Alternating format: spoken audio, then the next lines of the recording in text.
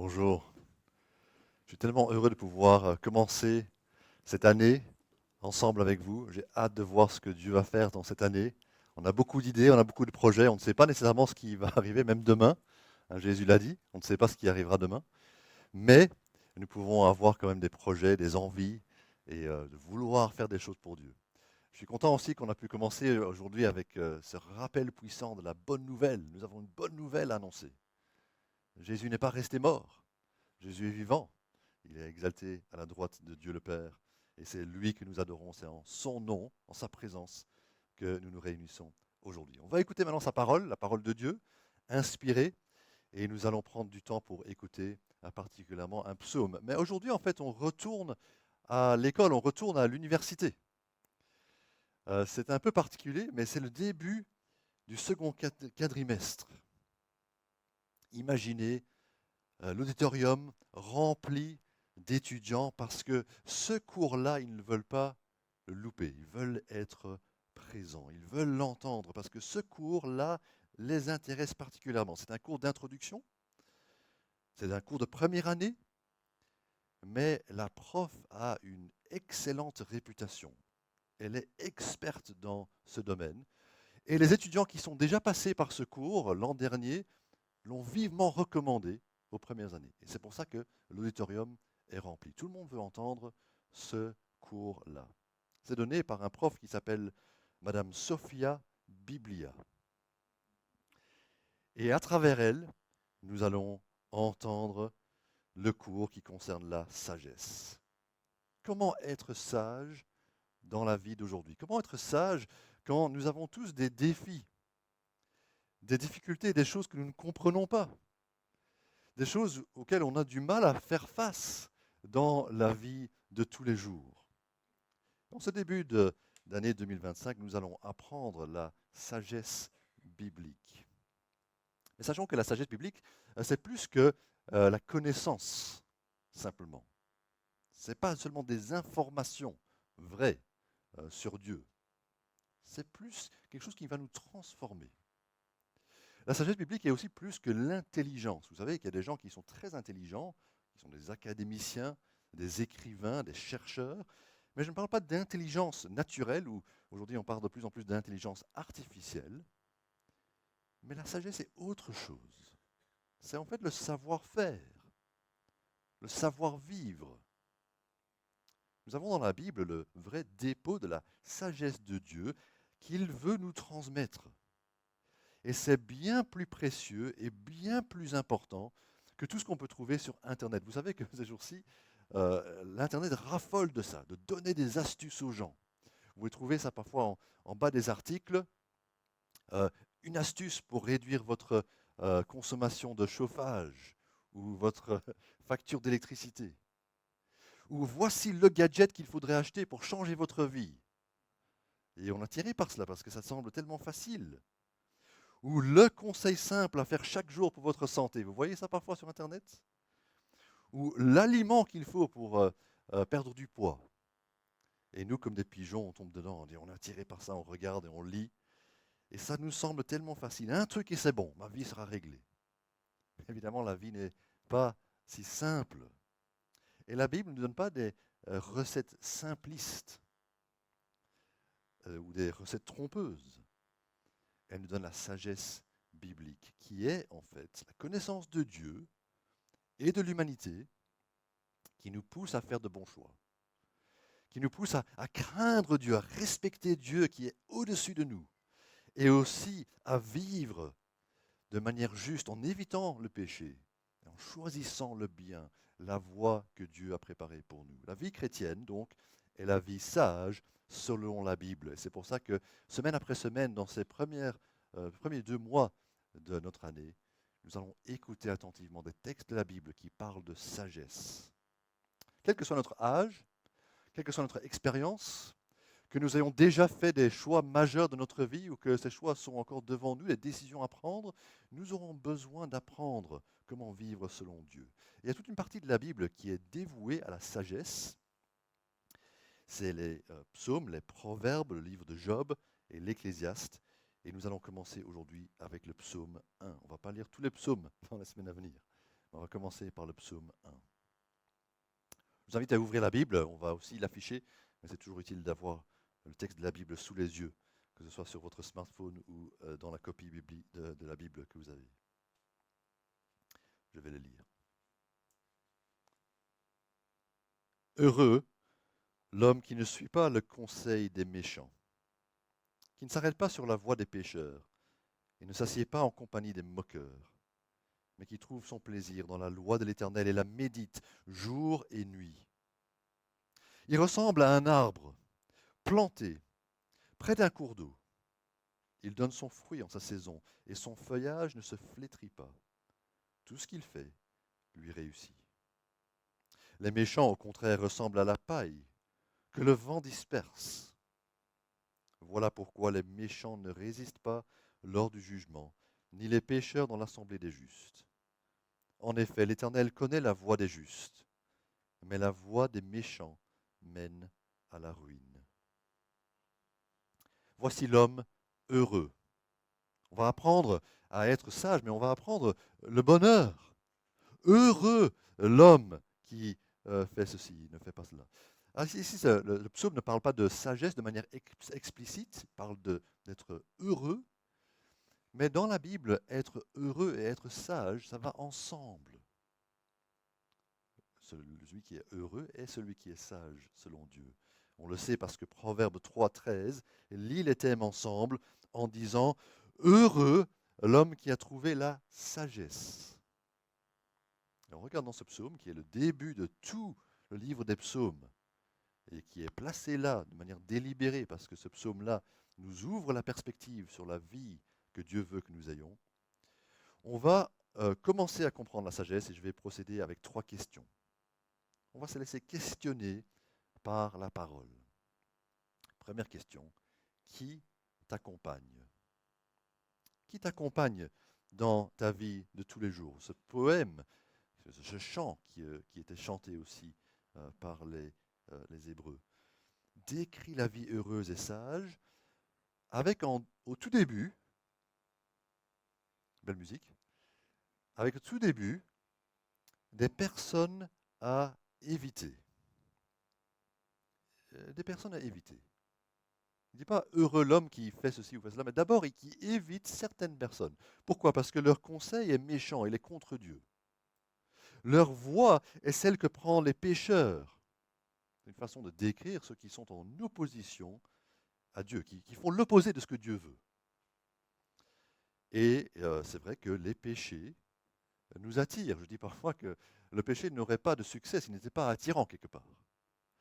Le péché nous attire parce que nous avons tous dans notre arrière-plan, dans notre nature, une nature pécheresse, une nature qui est portée vers le péché. Alors je dois vous dire que ça ne veut pas dire que nous sommes des tueurs à gages ou des bandits, mais que nous sommes, par nature, orgueilleux ou égoïstes ou vaniteux ou moralistes. Et ce sont toutes des choses que Dieu déteste. La voie des pécheurs. Non, vraiment, il ne faudrait pas se tenir là. Il faut choisir son camp, dit ce psaume. Vous choisissez votre camp. Vous voulez être avec les pécheurs, vous tenir avec eux? Ou est-ce que vous êtes prêt à montrer votre différence?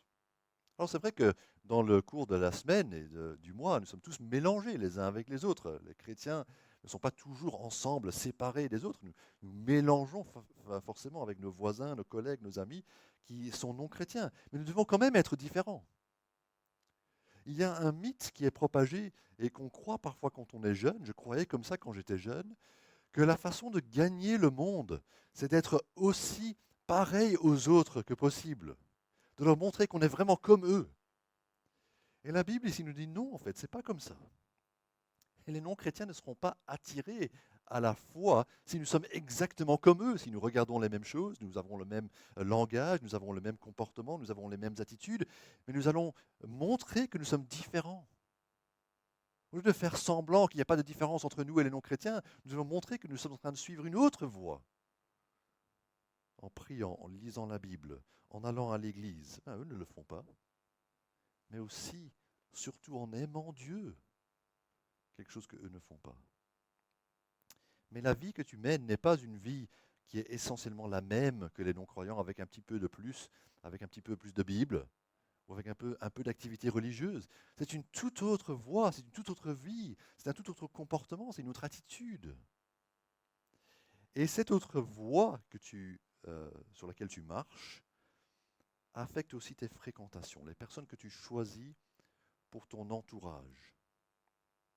Proverbe 13, verset 20 dit ceci. Celui qui marche en compagnie des sages devient sage, et celui qui fréquente des hommes stupides se retrouvera en mauvaise posture. C'est un principe de la vie. Nous ne pouvons pas éviter cela. Nous sommes entourés par des gens qui nous influencent. Et nous avons tous des choix, mais particulièrement parce que nous sommes influencés par nos amis, nous devons choisir nos amis avec soin. Je sais par expérience qu'avoir un ami sage, quelqu'un qui me rappelle, mais Dieu est là, il va t'aider. Ou lis ta Bible, ou j'ai lu quelque chose, que je peux t'encourager avec ça. Ou même j'ai découvert un truc dans ma lecture, ou par le passé avec Dieu, ça nous fait un bien fou d'avoir des amis sages comme ça. Ça nous hisse vers le haut. Mais nos amis ils peuvent aussi être des paresseux, des hommes qui vivent pour profiter des autres ou qui nous incitent au mal en disant ouais, c'est pas grave, tout le monde fait ça. Et donc on risque d'être entraîné aussi par eux. Si on les a comme nos compagnons de route, c'est ça la question, qui sont nos compagnons de route? Quand on parle avec eux, quand on passe du temps avec eux, ça peut vraiment nous détourner de Dieu. Ce Dieu qui nous aime et qui pourrait nous rendre vraiment heureux. Mais ce n'est pas seulement nos amis. C'est aussi les influences, par exemple les podcasts que nous écoutons, qui vont influencer nos attitudes. Ou je voudrais vous partager l'idée que parfois les personnes que tu fréquentes le plus sont les personnes dans les séries. Si tu regardes 4 ou 5 épisodes d'une série que tu aimes sur une semaine, c'est 5 heures que tu passes en compagnie de ces gens-là, de ces personnages-là. C'est peut-être plus que tu ne vois tes propres amis. Et donc, il ne faut pas être étonné que ces gens-là vont influencer ton mode de pensée, tes attitudes, ta vision du monde. Leur vision du monde peut devenir la tienne si tu ne fais pas attention. Et leur moralité peut déteindre sur toi. Donc il faut choisir tes amis avec soin. Tu dois choisir attentivement les séries que nous regardons et les sites que nous suivons parce qu'ils vont avoir une influence sur nous. Revenons à notre homme. Donc il est heureux, il évite les méchants, leurs conseils. Il ne se trouve pas sur la voie des pécheurs, mais aussi il ne s'assied pas en compagnie des moqueurs.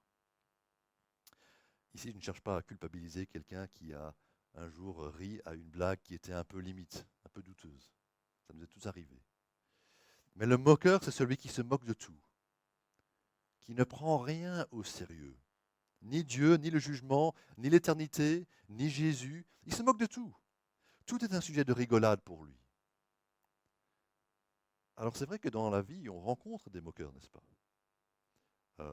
Même en Israël, à l'époque, il y avait des moqueurs. Mais s'asseoir en sa compagnie, c'est décider que, oui, on est vraiment parmi eux. Et c'est prendre plaisir en son cynisme. Vous savez, quand un naïf rencontre les dures réalités de la vie, parfois il cherche à se réfugier dans une attitude pessimiste et cynique, en disant ah, j'ai cru que tout allait bien, mais finalement je me suis rendu compte que la vie est plus difficile. Et il va juste devenir cynique par rapport à tout. Le pessimisme du moqueur, c'est très apprécié, c'est très cool, parce que le pessimiste n'a jamais tort, n'est-ce pas? Mais être le gars qui s'en fiche de tout, c'est pas pour nous. Nous, en tant que croyants, nous sommes censés être portés par la foi, par l'espoir en Dieu, qu'il va faire des choses, qu'il va faire des bonnes choses. Et donc on peut rire, bien sûr, rire de nous-mêmes, mais on ne se moque pas de certaines choses. On ne se moque pas de Dieu, on ne se moque pas de la Bible, on ne se moque pas de Jésus, on ne se moque pas de l'enfer. Il y a des choses qu'on doit prendre au sérieux parce qu'on est chrétien. Et donc on évite de s'asseoir et de se laisser influencer par les moqueurs. On arrive vite à notre deuxième question. Quel est ton attachement à la parole. Qui sont tes compagnons de route? Première question. Mais ensuite, quel est ton attachement à la parole? Parce que l'homme heureux, verset 2, trouve son plaisir dans la loi de l'Éternel et la médite jour et nuit. Ce n'est pas qu'il ne fait rien d'autre de sa journée que lire la Bible, mais qu'il a les vérités bibliques en tête. Peut-être qu'il a appris des textes de la Bible par cœur. Récemment, j'ai essayé de m'efforcer d'apprendre un psaume par cœur. Ce n'était pas évident. Je ne suis pas arrivé parfaitement à le faire. Mais ça faisait que ça tournait dans ma tête, dans ma mémoire, dans mes souvenirs.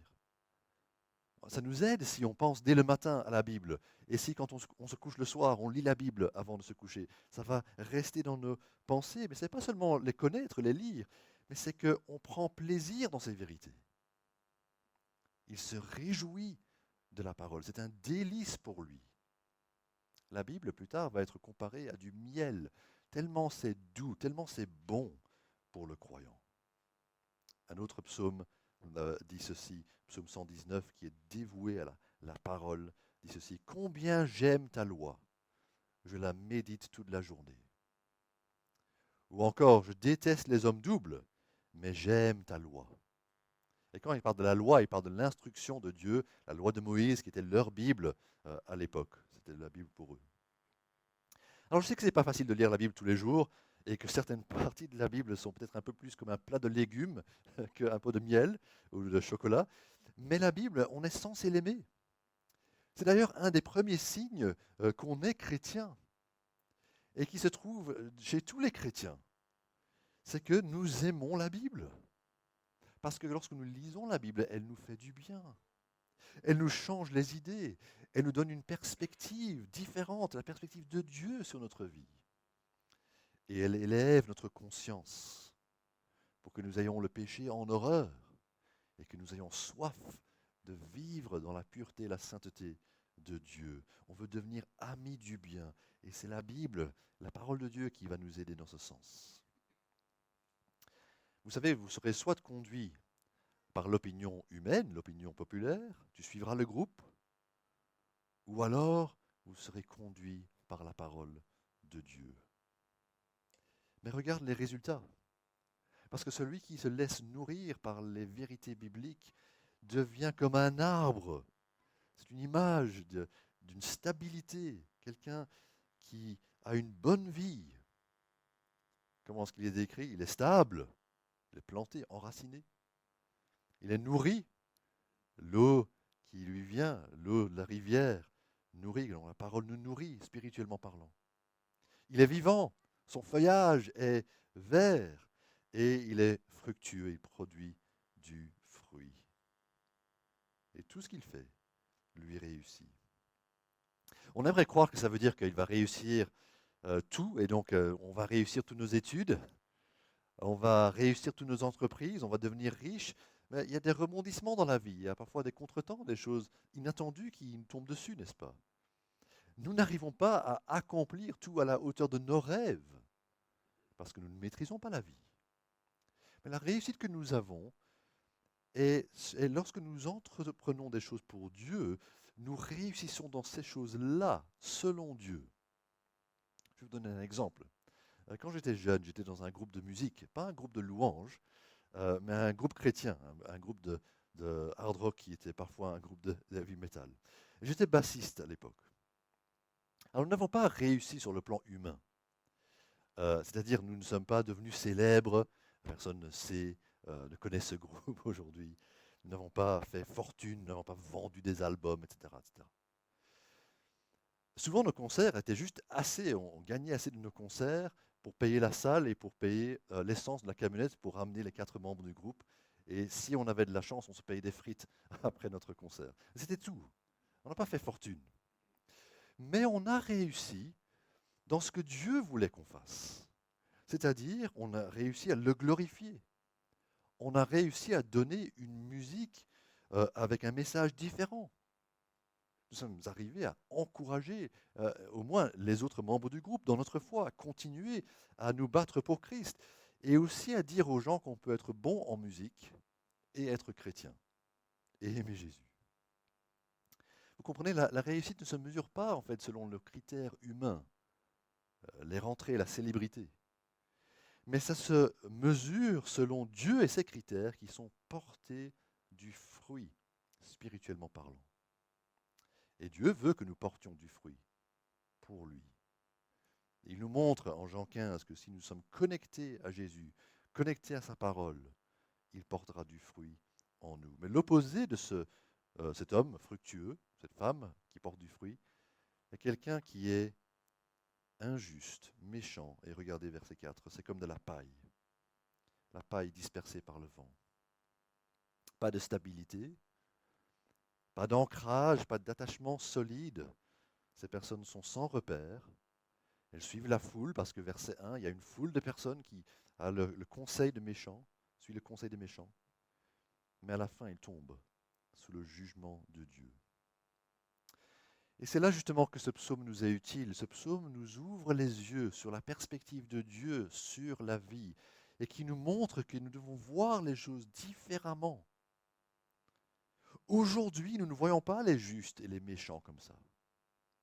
Nous voyons des personnes justes qui sont persécutées, balayées, fauchées comme la paille par la persécution. En même temps, nous voyons des gens qui vivent de manière tout à fait injuste, mais qui sont riches et prospères et semblent être comme cet arbre fructueux. Et la Bible nous dit non, c'est dans l'autre sens. À la fin, c'est différent. Et donc, notre troisième question que ce psaume nous pose, la troisième question, c'est que t'arrivera-t-il à la fin? Que t'arrivera-t-il à la fin? Pas nécessairement juste maintenant, mais à la fin. C'est quoi le résultat de ta vie? Verset 5. Voilà pourquoi les méchants ne résistent pas lors du jugement, ni les pécheurs dans l'assemblée des justes. En effet, l'Éternel connaît la voie des justes, mais la voie des méchants mène à la ruine. Dans toute étude, dans toute compréhension, il y a des limites. Nous avons nos limites. Nous avons un bel exemple ici, une belle illustration de cela par nos fenêtres. Ici en haut, nous avons une vue panoramique. Les petites voitures qui roulent sur la route, il y a le chemin du métro, le chemin de fer qui passe devant, les trains qui passent. On voit des entreprises, des gens qui vont travailler chez la STIB, puis quittent à la fin de la journée. Il y a des gens qui rentrent et qui sortent. On voit un peu tout d'ici en haut. Mais il y a aussi des limites. On ne sait pas où vont ces voitures quand elles prennent le ring. On ne sait pas où vont ces gens. Parce qu'il y a un horizon, on ne voit pas au-delà de l'horizon. Voyez-vous? Et c'est pareil dans notre vie. Nous pouvons étudier, observer, apprendre ce qui est accessible. Mais il y a tant de choses qui sont au-delà de notre compréhension, au-delà de notre horizon. Et pour cela, il faut que Dieu nous le révèle. Il faut que Dieu nous apprenne ce qu'il en est. Certaines choses, il ne va pas les dire. Il ne va pas nous les dire. Qui il a choisi?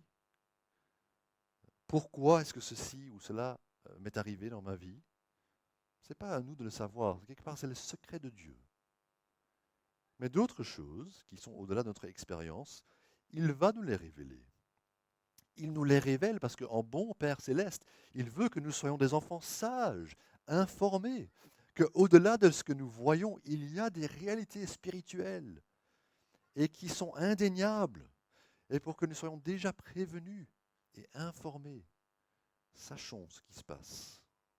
Que se passera-t-il à la fin? Eh bien, il y aura une grande division. Une grande division qui sera définitive et juste. Dieu séparera les brebis des boucs, les justes des injustes. Les pécheurs, ceux qui ont vécu selon leurs désirs contraires à Dieu, ne pourront pas avoir accès à l'assemblée des justes, ceux qui sont justifiés, pardonnés. Nous devons saisir l'immensité de cette séparation. Elle est irréversible, mais elle est aussi inévitable. Par contre, après avoir dit cela, verset 6, il dit « Dieu connaît la voie des justes ». C'est étrange parce qu'on s'attendrait à ce qu'il y ait une autre formule quand on regarde cette phrase. Non, on penserait qu'il écrirait en effet, les justes connaissent la voie de l'Éternel. N'est-ce pas? Il y a la voix des méchants, puis il y a la voix de l'Éternel, et puis les justes connaissent la voix de l'Éternel. Ou on penserait que, parce que beaucoup de poèmes hébreux ont des parallèles, qu'il y aurait un parallèle plus juste, plus précis. La voix des méchants mène à la ruine, mais la voix des justes mène à la vie. Mais ce n'est pas ce qu'il a choisi de dire. Il a choisi de dire l'Éternel connaît la voix des justes. Et ça, en fait, c'est une très belle image du Seigneur qui se penche sur nos pas, qui s'approche de nous, qui marche avec nous. Quelle intimité il y a dans cette image. Ce n'est pas, voyez-vous, un tapis roulant avec une caisse à la fin. Et Dieu est juste à la caisse. Et on continue sur notre chemin, et puis à la fin, il y a Dieu. Non, c'est un chemin où nous marchons avec notre berger, comme le psaume 23. Merci Matt, la semaine passée. Il nous a aidé à comprendre ça. On est en train de marcher accompagné par notre berger. L'Éternel est mon berger. Donc nous nous levons le matin et Dieu, l'Éternel est avec nous. On prend le déjeuner, on va au boulot, nous mangeons à midi avec les collègues, nous évitons certains sujets, certaines conversations. Et le Seigneur connaît notre chemin, il connaît notre vie, les détails de notre vie. Ce n'est pas comme un gouvernement de surveillance, mais c'est dans la proximité d'un Père qui est là avec nous. Il s'intéresse à nous. Ça, c'est la voix des justes. Mais l'autre voix, la voix des méchants, qui semblait si impressionnante, qui était si populaire, ils donnaient des conseils aux autres, ils étaient une compagnie de moqueurs, mais ils finiront par être exclus. Très brièvement, ces versets nous donnent un aperçu de ce qui va arriver. D'abord, la dispersion. Le vent disperse, n'est-ce pas? Ils vont être dispersés. Ils ne vont pas être ensemble dans la communion, dans la fraternité, l'amitié. Ils vont être dispersés. L'exclusion, les pécheurs n'ont pas accès à l'assemblée des justes. Et la destruction, il parle de la ruine, ils seront punis éternellement. Nous vivons bien sûr à l'époque de la Nouvelle Alliance, c'est-à-dire le nouvel accord entre Dieu et nous qui est venu après Jésus-Christ. Et Jésus a été annoncé comme celui, il a été annoncé par Jean-Baptiste en Matthieu 3, avec des termes qui font écho à ce psaume. Voici ce que Jean-Baptiste a dit par rapport à Jésus. Il amassera son blé dans le grenier, mais il brûlera la paille dans un feu qui ne s'éteint pas. Quelle vérité marquante, n'est-ce pas? Jésus n'a pas changé la donne, n'a pas changé pour dire qu'il n'y aura pas de jugement. Il a prévenu que le jugement viendra. Et ça montre la pertinence de nous démarquer déjà de ceux qui ne partageront pas notre avenir. Tant que nous sommes dans ce monde, nous sommes mélangés les uns avec les autres, nous côtoyons les uns les autres. Et nous devons leur dire, en fait, il y a un sauveur. Il y a quelqu'un qui peut éviter la ruine. Et c'est celui qui est venu, pas pour les bons et les grands, mais pour les méchants et les perdus. Ce Jésus qui est annoncé dans le Nouveau Testament est aussi déjà annoncé dans l'Ancien Testament. Et ce psaume premier va en fait avec le deuxième psaume, qu'on ne va pas lire maintenant parce qu'il est encore long, mais le deuxième psaume complète le premier psaume. Au psaume 1, verset 1, on voyait « Heureux l'homme qui ne suit pas le conseil des méchants ». À la fin du deuxième psaume, il est écrit « Heureux tous ceux qui se confient en lui ». Heureux, le bonheur de trouver en Christ celui qui est nommé par Dieu pour régner sur les nations et régner sur notre vie. Notre bonheur de nous trouver en lui, de trouver notre refuge en lui. Notre refuge, pas seulement pour les petits ennuis de notre vie, mais pour la tempête éternelle de la destruction à venir. Nous pouvons trouver aujourd'hui ce refuge en Jésus-Christ. C'est sérieux, c'est important, c'est urgent. Il nous appelle à le faire. Et nous avons entendu en 1 Corinthiens 15 qu'il a la victoire sur la mort et l'enfer. Alors pourquoi pas être du côté du victorieux plutôt que du côté des perdants? Mais je vais terminer avec quelques recommandations pratiques, simples, pour essayer de prendre ce psaume et de le mettre en pratique pendant cette semaine qui vient. Alors les sages, on a vu, prêtent attention à la parole. Voici 3 choses que tu pourrais faire, que vous pourriez faire cette semaine, que je pourrais faire pour mettre cela en pratique. D'abord, prenez des dispositions pour lire la Bible. C'est évident, mais vous n'allez pas savoir méditer la Bible si vous ne la lisez pas. Alors ça ne va pas non plus se passer par hasard ou par accident que vous arrivez à beaucoup lire la Bible. Il faut un plan, il faut une décision, une démarche. Et nous avons des plans concrets à proposer sur notre site life.be ou slash oblique Bible. Vous pouvez trouver des plans de lecture de la Bible. Si tu lis un chapitre du Nouveau Testament chaque jour, tu auras lu tout le Nouveau Testament en un an.